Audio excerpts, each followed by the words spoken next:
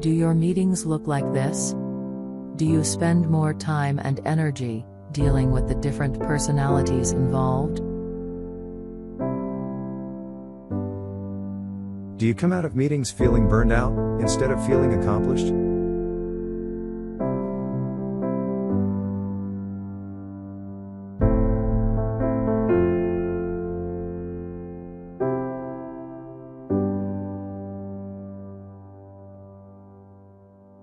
That was me.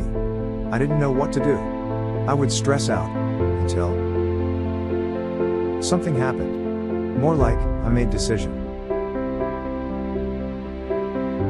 People around me needed me to make this decision. This one decision changed everything. My team began to communicate better. It was as if we had gone to a whole other level. I felt like a champion. Okay, maybe I didn't win anything, but I sure felt like I accomplished something. I went from being this to this. I didn't stress like I used to.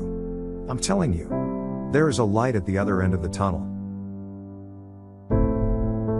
This can be your team if you do the one thing. Want to know how to do the one thing? I will tell you how. It's not easy.